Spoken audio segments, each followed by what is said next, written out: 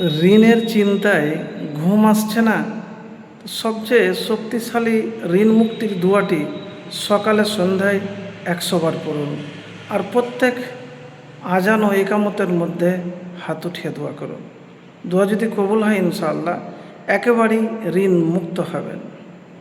তো প্রিয় ভাই, আমি যে দোয়ার কথা বলবো আপনাকে, তো এটি আমার কোনো বানানো দোয়ার কথা বলবো না। এবারে বলবেন, দেখেন দোয়া কবুলের ব্যাপারটা এটা তো কেউ বলতে পারবে না কখন হবে, কিভাবে হবে। তো আপনাকে চেষ্টা এবং দোয়াতেই লেগে থাকতে হবে। তো কোন দোয়া? যে দোয়ার ব্যাপারে আলী রাদিয়াল্লাহু তাআলা আনহু বলেছেন। আলী রাদিয়াল্লাহু তাআলা আনহু নিজে বলেছেন, ঋণ পরিশোধ সম্পর্কে কত সুন্দর উপদেশ নবীজি সাল্লাল্লাহু আলাইহি সাল্লাম বলেছেন, তোমাদের মধ্যে সেই ব্যক্তি উত্তম যে উত্তম রূপে ঋণ পরিশোধ করে।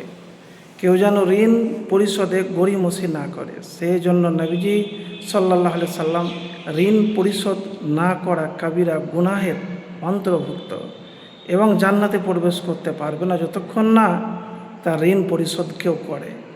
তো কি দোয়া করবেন? হযরত আলী রাদিয়াল্লাহু তাআলা আনহু বর্ণনা করেছেন, একজন চুক্তিবদ্ধ গোলাম কৃতদাস তার কাছে এসে বলল, আমার চুক্তির অর্থ পরিশোধ করতে আমি অপারগ হয়ে পড়েছি, আমাকে আপনি সহযোগিতা করুন।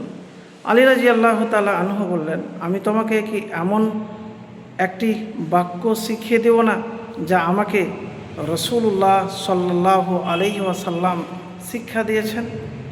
তখন বাক্যটি বলতে লাগলেন। কিভাবে বললেন সেটিও আমি আপনাদেরকে একবারে বিস্তারিত বলবো সংক্ষেপের মাধ্যমে। তখন, যদি তোমার ওপর সাবির পর্বত পরিমাণ ঋণও থাকে, তবে আল্লাহ তাআলা তোমাকে তা পরিশোধের ব্যবস্থা করে দেবেন। তিনি বললেন, আপনি বলুন, আল্লাহুম্মা কফিনি বিহালালিকা আন হারামিকা ওয়াগনিনি বিফাজলিকা আম্মান সিওয়াক। হে আল্লাহ, তোমার হালালের মাধ্যমে আমাকে তোমার হারাম থেকে দূরে রাখো এবং তোমার দয়ে তুমি ছাড়া অন্য কারো মুখাপেক্ষী হওয়া থেকেও আমাকে আত্মনির্ভরশীল ঋণ মুক্ত করো। তিরমিজি শরীফ। তো ঋণ মুক্তির নিয়াতে সকাল সন্ধ্যায় 100 বার বা যতবার পারবেন সাহায্য প্রার্থনা করবেন। ঋণ মুক্ত হওয়ার সর্বাত্মক প্রচেষ্টা চালানো, তবেই মহান আল্লাহ ওই বান্দাকে ঋণ থেকে মুক্ত করবেন ইনশাআল্লাহ। তো প্রিয় ভাই, যে দোয়াটির কথা বললাম, আমার কোনো বানানো আপনাকে দোয়ার কথা বললাম না।